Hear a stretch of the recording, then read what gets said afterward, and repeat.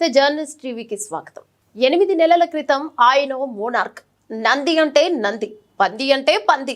ఎదురు చెప్పిన దాఖలాలు లేవు. 9.5 ఏళ్ల పాటు రాష్ట్రాన్ని తన గుప్పెట్లో పెట్టుకుని తా అంటే తందానా అనే మంది మార్బలంతో ఏకఛత్రాధిపత్యాన్ని చెలాయించాడు. రాజకీయం అంటే ఇది అని నేర్పిన మాటల మాంత్రికుడు. సమయం కలిసి వచ్చినప్పుడు పిల్లి కూడా పులి అవుతుంది. తన దాకా వస్తే తప్పొప్పులను గుర్తించలేని గుడ్డితనంతో రాజమేలిన ఆ నేతకు నేలకు దిగిన రాజకీయంతో ఏం చేయాలో పాలుపోని స్థితిలో కొట్టుమిట్టాడుతున్నాడు. ఎంతటి వారినైనా అదమాయించి గదమాయించి నోరు మాపించిన, తెలంగాణ సాయించిన రాజకీయ యోధుడు కల్వకుంట్ల చంద్రశేఖరరావు ప్రస్తుతం తన స్థితికి తానే బాధ్యుడిగా చెప్పుకోలేకపోతున్నాడు. గతించిన చరిత్రలో హిట్లర్, రిజ్వీ పాలనను తలదన్నేలా పాలించిన కేసీఆర్ ఇప్పుడు జరుగుతున్న పరిణామాలు ఆయన జీవితంలో ఊహించి ఉండకపోవచ్చు. రాష్ట్రాన్ని వదిలి దేశాన్ని ఏలుదామనుకున్న కేసీఆర్ అత్యాశ ఆకాశానికి నిచ్చెన వేసిన చందంగా తయారైంది. ప్రస్తుతం బీఆర్ఎస్ పార్టీ జాతీయ పార్టీనా ప్రాంతీయ పార్టీనా అంటే అధికారం చెలాయించిన ఆ పార్టీ నేతలే ఎటూ తేల్చుకోలేకపోతున్నారు. రాజ్యం పోయి రాజరికం పోయిన గులాబీ పార్టీ తీరుపై పొలిటికల్ అనలిస్ట్ మారెడ్డి నాగేందర్ రెడ్డి విశ్లేషణ. రాష్ట్రంలో రాజకీయానికి మాత్రం కొనసాగుతుందని చెప్పవచ్చు. వలసల పరంపర కొనసాగుతున్న నేపథ్యంలో గులాబీ బాస్కి ఏం చేయాలో పాలుపోని పరిస్థితి నెలకొంది. కానీ గులాబీ బాస్తో పాటు 9.5 సంవత్సరాల పాటు గులాంగిరి చేసిన ప్రజాప్రతినిధులు కావచ్చు, రాజకీయ నాయకులు కావచ్చు, తమ పరిస్థితి ఏందని ఒక మీమాంసలో మాత్రం పడ్డారు. ఇప్పుడు ప్రస్తుతం బీఆర్ఎస్ పార్టీ జాతీయ పార్టీనా ప్రాంతీయ పార్టీనా అనే ఒక ఆలోచన కూడా కార్యకర్తలలో నెలకొందని చెప్పవచ్చు. ఎందుకంటే 2014లో రాజకీయ పార్టీగా అవతరించిన తర్వాత టీఆర్ఎస్ పార్టీ రాష్ట్రంలోనే తెలంగాణ తీసుకువచ్చిన, పోరాడి తెచ్చిన పార్టీ, ఏకైక పార్టీ టీఆర్ఎస్ పార్టీ. ఇక టీఆర్ఎస్ పార్టీకి ఒక 2-3 దశాబ్దాల పాటు తెలంగాణలో అడ్డు అదుపు లేదు అని అనుకున్న తర్వాత 2 సార్లు అధికారంలో చేపట్టిన తర్వాత కళ్ళు నెత్తికెక్కాయి, కొమ్ములు విరిగాయని చెప్పవచ్చు. ఎందుకంటే వ్యవస్థలన్నింటినీ భ్రష్టు పట్టించి మిగతా వ్యవస్థలన్నింటినీ తాబేదారులుగా వ్యవహరిస్తూ ఏదైతే ఏకఛత్రాధిపత్యంగా మోనార్కిజంగా ముఖ్యమంత్రి కేసీఆర్ వ్యవహరించారు ఆనాటి ముఖ్యమంత్రి, ఆ తర్వాత ప్రజలు ఒక తిరస్కారం తోటి వాళ్ళ సంస్కారహీనమైన పరిపాలనను తిరస్కరించారు.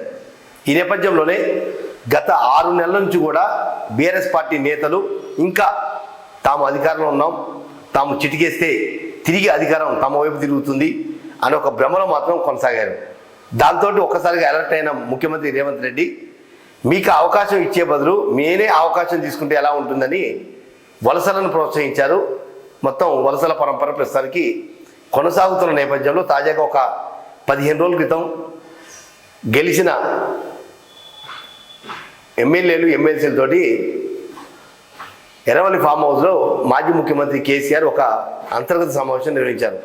ఈ సమావేశ సారాంశం మీడియాలలో ఎక్కువ ఎక్స్పోజ్ కాలేదు. కానీ నేనున్నా మీకెందుకు, భవిష్యత్తు మందే, ఒక 6 నెలల్లో కాంగ్రెస్ ప్రభుత్వం కూలిపోబోతుంది, కాంగ్రెస్ పార్టీలో కీలకంగా ఉన్న కొంతమంది వ్యక్తులు, అధికారంలో ఉన్న వ్యక్తులు తనతో టచ్లో ఉన్నారు అంటూ ఒక ఆడియో సమేత ఎమ్మెల్యేలు, ఎమ్మెల్సీలకు వినిపించారనే ఒక ప్రచారం జరిగింది. ఆ ప్రచారం మాత్రం ఎందుకో చాలా మీడియాలలో ఒక ప్రత్యేకమైన స్థానం ఇవ్వలేకపోయారా, ఇవ్వకూడదు అనుకున్నారు తెలియదు. కానీ సాక్షాత్తు కొంతమంది ఎమ్మెల్యేలు, ఎమ్మెల్సీలు మాజీ ముఖ్యమంత్రి కల్వకుంట్ల చంద్రశేఖరరావుతో కూర్చున్న సమయంలో కేసీఆర్ స్వయంగా తనతో మాట్లాడిన కాంగ్రెస్ పార్టీలో కీలకంగా ఉన్న నేతల వాయిస్ని ఎమ్మెల్యేలకు, ఎమ్మెల్సీలు వినిపించి ఇక భవిష్యత్తు మనదే, త్వరలో రేవంత్ ప్రభుత్వం కుప్పకూలిపోతుంది, తిరిగి మళ్ళీ మనమే అధికారం చేయించుకుంటున్నాం కాబట్టి మీరు అధైర్యపడవద్దు, అలా అని అవతల పార్టీ వైపు జంపు కావద్దని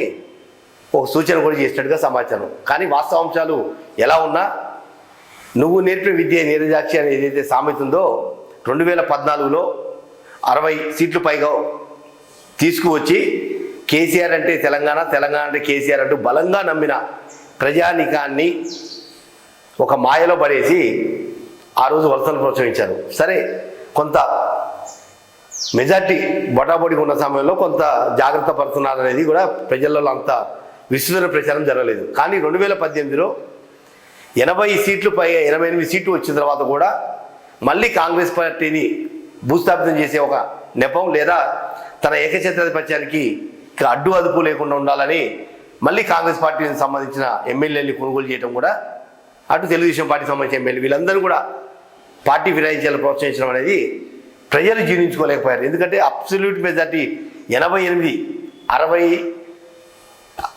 62 సీట్లు 61 సీట్లు వస్తే 60 సీట్లు వస్తేనే ప్రభుత్వం మెజార్టీ వస్తున్న నేపథ్యంలో 88 వచ్చినా కూడా ఇంకా కేసీఆర్ ఎందుకు సంతృప్తి చెందలేదు అంటే రాజకీయ అనిశ్చితిని ప్రత్యర్థులు ఎవరూ లేకుండా ఏకఛత్రాధిపత్యంగా ఏకపక్షంగా పరిపాలన కొనసాగించాలనే ఒక దురుద్దేశాన్ని ప్రజలు జీర్ణించుకోలేపారు. ఈ నేపథ్యంలోనే సంబంధిత మంత్రులు సంబంధిత ఎమ్మెల్యేలు చేసిన అరాచకాలు అక్రమాలు పైరవీలు ప్రభుత్వ భూములు ఆక్రమణలు పైసలు దండుకోవటాలు ఇవన్నీ కూడా ఒకటొకటి కేసీఆర్ చుట్టూ ఉన్న ఎమ్మెల్యేలు ఎమ్మెల్సీలు మంత్రుల చుట్టూ అలా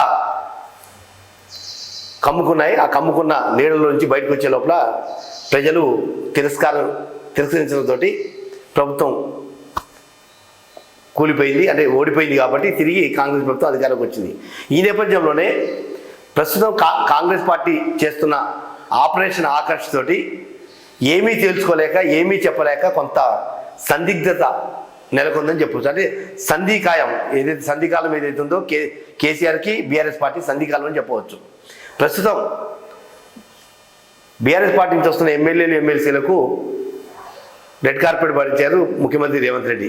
ఈ నేపథ్యంలోనే కాంగ్రెస్ పార్టీలో నుంచి వస్తున్న నేతలకు సరైన గౌరవిస్తామంటూ కూడా రేవంత్ రెడ్డి స్పష్టమైన హామీ ఇస్తున్నారు. గతంలో జరిగిన తప్పిదాలు మళ్ళీ పునరావృతం కాకుండా తగు న్యాయం చేస్తామంటూ గతంలో ఉన్న ఇన్ఛార్జి కావచ్చు ప్రస్తుతం పార్టీ మారుతున్న ఎమ్మెల్యేలకు కొంత సయోధ్యకు ఇచ్చే ప్రయత్నం చేస్తున్నారు.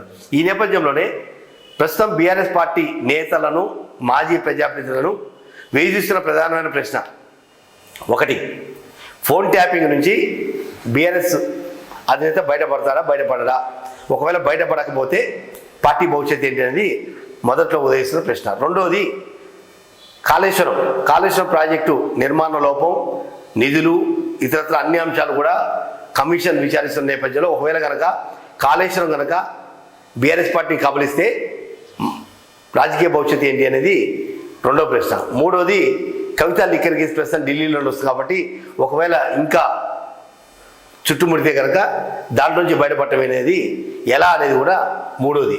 ఇక నాలుగవది తాజాగా వచ్చింది గొర్రెల స్కామ్.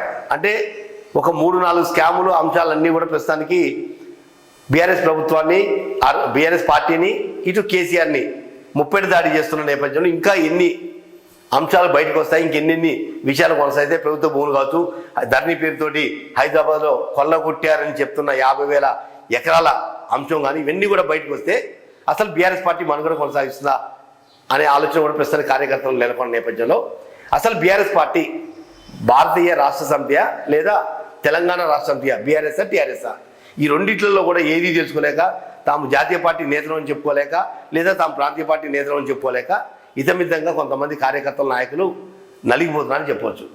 ఈ నేపథ్యంలోనే కేసీఆర్ ఎన్ని జిమ్మిక్కులు చేసినా గతంలో 2014లో తెలంగాణ తీసుకొచ్చారు కాబట్టి ఒక సముచిత గౌరవం ఇచ్చారు, సముచిత స్థానం ఇచ్చారు.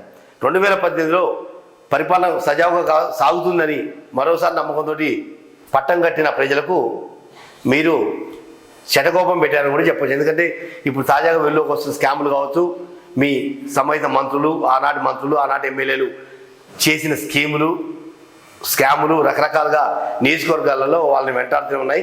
దాంతో కార్యకర్తలు కష్టపడి పనిచేసే కార్యకర్తలకు ప్రస్తుతానికి స్థానం లేని పరిస్థితి కూడా నెలకొంది. దీంతో వివిధ జిల్లాలలో గులాబీ పార్టీ గుమ్మనంగా ఉందని చెప్పవచ్చు.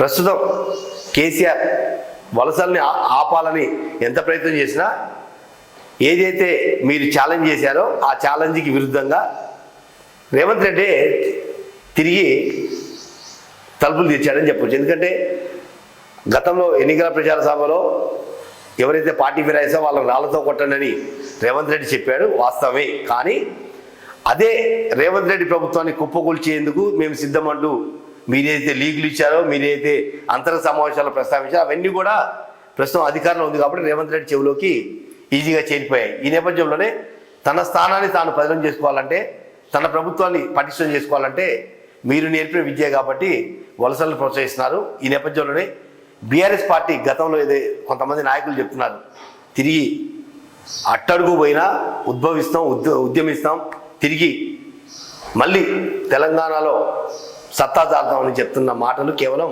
నీటి మూటలనే చెప్పవచ్చు. ఎందుకంటే స్పష్టంగా ఒకటి చెప్పదలుచున్నాం.